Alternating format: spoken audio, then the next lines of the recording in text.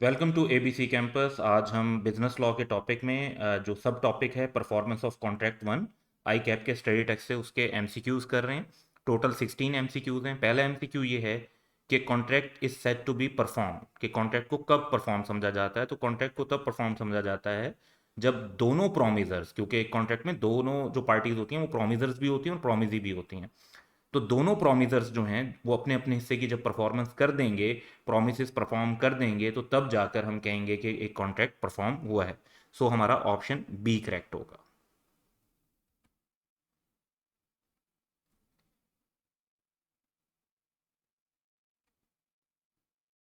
Question to है कि valid tender, valid tender का क्या मतलब है? ऑफर फॉर ऑफ परफॉर्मेंस, या इसे अटेम्प्टेड परफॉर्मेंस भी कहते हैं। कि इसके लिए क्या क्या रिक्वायरमेंट है? तो इसके लिए रिक्वायरमेंट है कि अनकंडीशनल होना चाहिए, to be made at a proper place and time, ये भी रिक्वायरमेंट है, to be made for whole quantity and obligation, ये भी रिक्वायरमेंट है। तो तीनों ही रिक्वायरमेंट हैं, तो all of the above factors वाला करेक्ट होगा।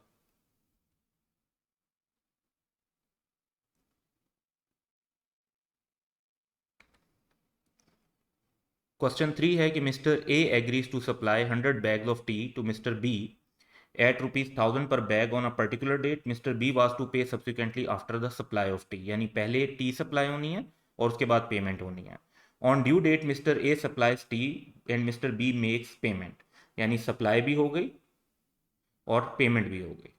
But if on due date, अब यह एक यानी पहले एक एक्चुअल सिनेरियो है और फिर एक हाइपोथेटिकल सिनेरियो है। If on due date Mr. A takes the contracted quantity of tea to Mr. B's warehouse and Mr. B refuses to accept the delivery, state the legal position। तो पहले वाले case में तो देखें actually T supply हो गई, वो actual performance है। और दूसरे वाले में उन्होंने प्रॉपर ऑफर ऑफ परफॉर्मेंस की है, जो दूसरी पार्टी ने एक्सेप्ट नहीं की, तो उसको हम अटेम्प्टेड परफॉर्मेंस कहेंगे। तो जो फर्स्ट केस है वो एक्चुअल परफॉर्मेंस का है और सेकंड केस जो है वो अटेम्प्टेड परफॉर्मेंस का। सो इस हिसाब से ऑप्शन सी करेक्ट है।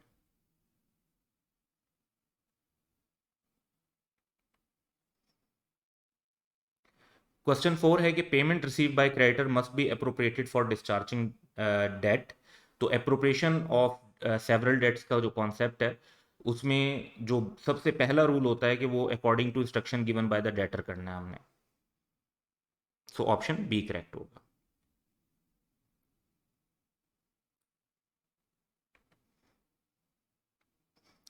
Mister X promise to sell standing timber, यानी टिम्बर जो है वो दरख्त लगे हुए हैं, to mister Y as per the terms of the contract mister X will cut and cord the timber whereupon mister Y will take it away and pay for it. तो यानी mister x ने उनको cut करना है और उनको जो भी सेटिंग वगैरह उनकी करनी है और उसके बाद यानी साइजिंग करनी है, और मिस्टर वाई जो है वो उनकी जो लोडिंग और उसको डिलीवरी और ट्रांसपोर्टेशन को देखेंगे।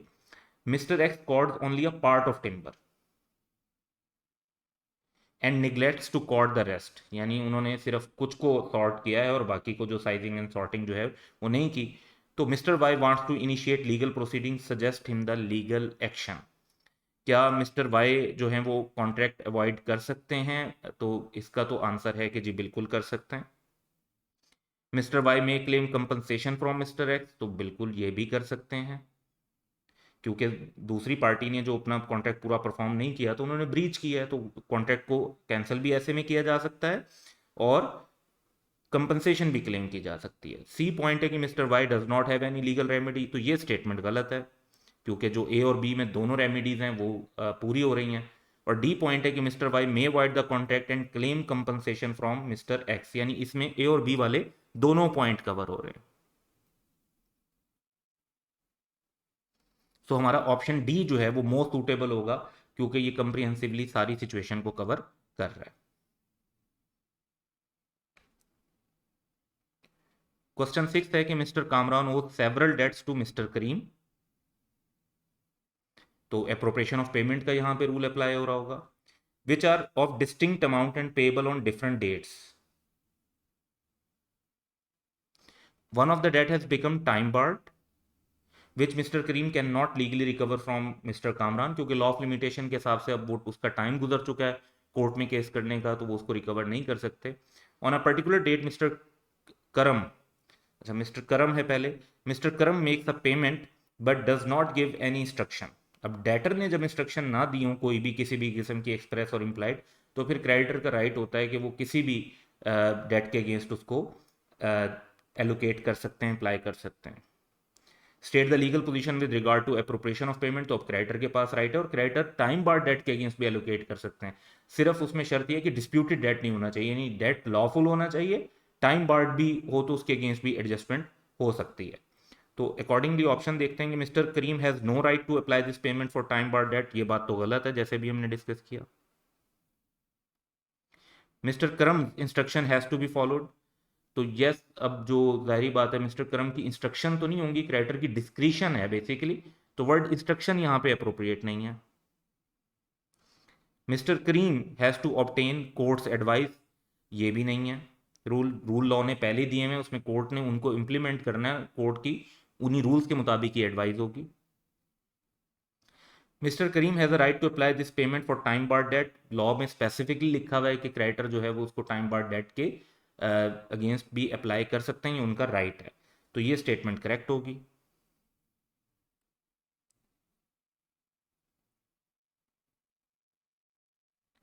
क्वेश्चन 7 है कि contract is said to be discharge, यानी उसको परफॉर्म करने की जरूरत नहीं है, बाय म्यूचुअल एग्रीमेंट, यानी दोनों पार्टीज एग्री कर रही हैं। Change in a contract is made without free consent, consent बहुत इंपॉर्टेंट है, नोवेशन रिसीशन और अल्ट्रेशन का जो हम कॉन्सेप्ट पढ़ते हैं उसमें पार्टीज की कॉन्सेंट जरूरी है और दोनों पार्टीज का उसमें एग्री होना जरूरी है। दूसरा है कि change in contract is made by one of parties तो वैसे म्यूचुअल एग्रीमेंट नहीं हो सकता। Old contract is substituted by new contract, ये बिल्कुल ठीक बात है कि ओल्ड खत्म हो जाता है उसकी जगह नया आ जाता है जिसे हम नोवेशन कहते हैं। और डी है कि new contract is substituted by old one, तो नई की जगह पुराना कैसे आ सकता है, ये तो वैसे ही लॉजिकली बात गलत है, सो ऑप्शन सी करेक्ट होगा।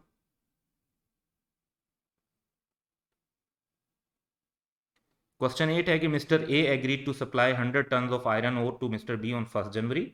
On the due date of supply he took stipulated quantity of iron ore to mister B's residence at 12 AM, यानी रात के 12 बजे। This is the case of attempted performance, this offer of performance और attempted performance ये valid नहीं होगी क्योंकि इसका यूजुअल बिजनेस आवर्स में होना चाहिए और रीजनेबल प्लेस में होना चाहिए, इसमें ना प्लेस रीजनेबल है ना टाइम रीजनेबल है। आयरन और ज़ाहिरी बात है घर पर डिलीवर करने वाली चीज़ नहीं है, ये तो जो जहाँ पे वेयर हाउस होता या जो फैक्ट्री होती वहाँ पर इसको होना चाहिए था और बिजनेस के यूजुअल आवर्स के अंदर होना चाहिए था। सो वैलिड वाली बातें तो गलत कर देते हैं क्योंकि इनवैलिड है। अब रीज़न देख लेते हैं। Invalid because the place and time of supply, ये करेक्ट बात है। डी पॉइंट है कि invalid because the time of supply, लेकिन प्लेस भी गलत है, सिर्फ इसमें सिर्फ टाइम लिखा हुआ है, तो जो ज़्यादा कंप्रिहेंसिव आंसर है वो ऑप्शन बी है।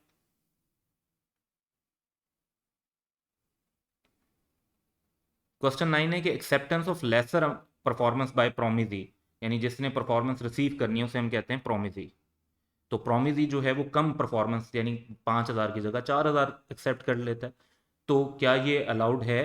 तो इसको बिल्कुल ही अलाउड है और इसको रिमिशन कहते हैं, तो ये वैलिड होती है। वॉइड, इनवैलिड, नॉट अलाउड, बाकी तीनों ऑप्शन तो असल में एक ही मतलब होगा, तो ऑप्शन सी करेक्ट है और इसके लिए जो टर्म है वो है रिमिशन।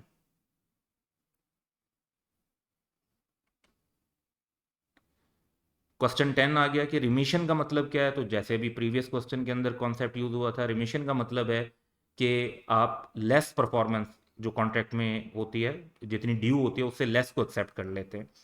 तो giving up some right in favour of promisor, ये जो गिविंग अप होता है इसको तो डिस्पेंस विद या वेवर कहते हैं बेसिकली।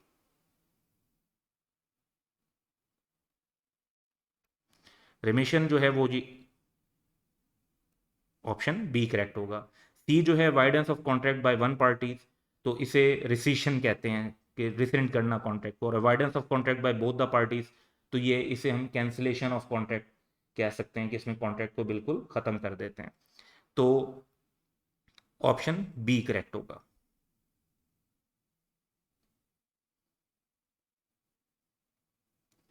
क्वेश्चन 11 है कि mister A enter to an agreement with mister B for selling 100 ton of wheat at specified price to him on 15 March, but before the due date of delivery the president of Pakistan has passed an ordinance debarring the individual from supplying more than 5 ton of wheat. अब इसमें कितने थे? 100 ton. अब government की तरफ से president ने ordinance बना दिया तो लॉ बन गया, तो लॉ ने कह लें कि पाबंदी लगा दी कि 5 टन से ज़्यादा तो सप्लाई नहीं कर सकते, मना कर दिया, डिबार कर दिया। State the legal position of the contract between mister A and mister B. अब ये वाइड कॉन्ट्रैक्ट होगा जो कि सुपरवीनिंग इम्पॉसिबिलिटी की वजह से बन जाएगा, क्योंकि अब इसकी परफॉर्मेंस जो है वो अनलॉफुल हो चुकी है। तो ऑप्शन ए देखते हैं, the contract between mister A and B comes to an end because its performance has becomes unlawful. ये बात तो ठीक है। बी है, the contract between mister A and B comes to an end because the subject matter of contract is destroyed. तो ये scenario तो नहीं है यहाँ पर, सब सुपरवीनिंग इलीगैलिटी है, सब्जेक्ट मैटर की डिस्ट्रक्शन का तो जिक्र ही नहीं है सिनेरियो में। Contract between mister A and B comes to an end because of personal incapacity of the parties. यहाँ पे कोई ऐसी अनसाउंड माइंड वाला सिनेरियो भी राइज नहीं हुआ। The contract between mister and B comes to an end because certain state of things get change. In terms of law तो change हुई हैं, लेकिन जो सब्जेक्ट मैटर से related state of things change नहीं हुई। तो सिनेरियो में सारों में यही है कि वो कम्स टू एन एंड तो हो जाएगा, लेकिन वो इम्पॉसिबिलिटी की वजह से होगा क्योंकि वो अनलॉफुल हो गया है। ये सबसे अप्रोप्रिएट आंसर होगा।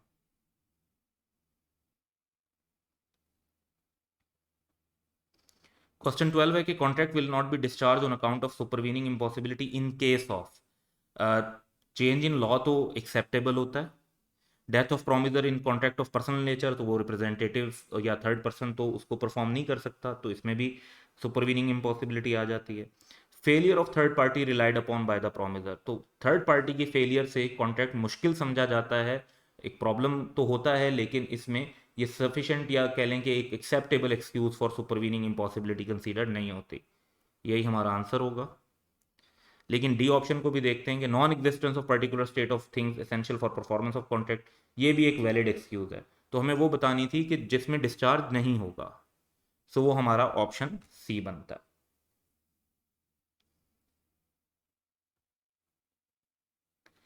क्वेश्चन 13 है कि सुपरवीनिंग इम्पॉसिबिलिटी का क्या मतलब है, तो वर्ड सुपरवीनिंग का मतलब होता है subsequent, so option A correct हो।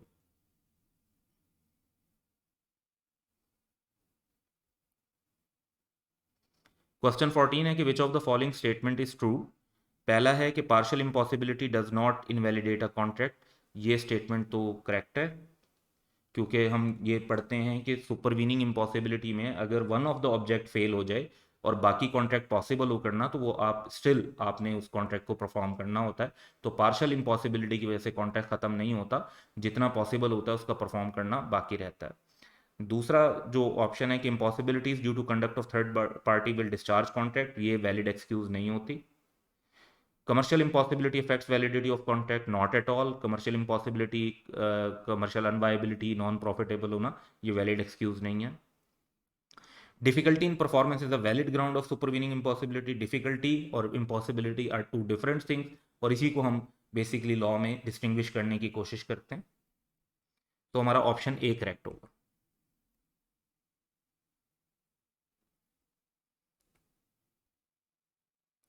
क्वेश्चन 15 है कि mister H hired a room in some hotel of Lahore to witness PSL final match on 22nd March, but due to the emergency declared by government in the wake of pandemic coronavirus, the match was cancelled. Examine the legality of this contract.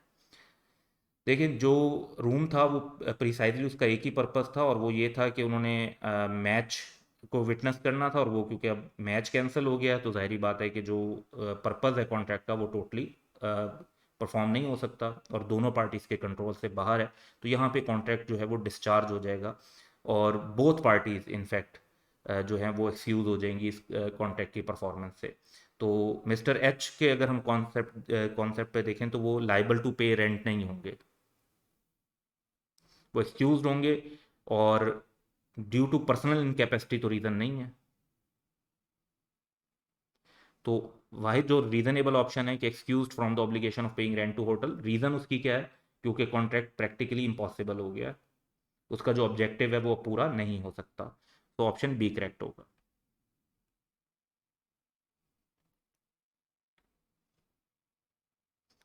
Last question है कि the contract is a mutual exchange of promise between two parties when both the promisor do what they have promise to do. The contract is said to be performed and contract comes to an end. Performance of contract may be of two types, तो दो type की जो performance होती है उसे हम कहते हैं एक्चुअल परफॉर्मेंस और अटेम्प्टेड परफॉर्मेंस। जो बाकी लिखे हुए हैं लीगल इलीगल, ये इस तरह का कोई क्राइटेरिया नहीं है, कंडीशनल अनकंडीशनल भी नहीं है। ऑफर ऑफ परफॉर्मेंस जो है वो अनकंडीशनल ही होनी चाहिए। अटेम्प्टेड परफॉर्मेंस और ऑफर ऑफ परफॉर्मेंस ये तो एक ही चीज़ के दोनों नाम है। तो जो सही ऑप्शन है कि दो जो टाइप प्रॉपर जहां पे मेंशन है वो ऑप्शन डी है। That's all for today, have a good day.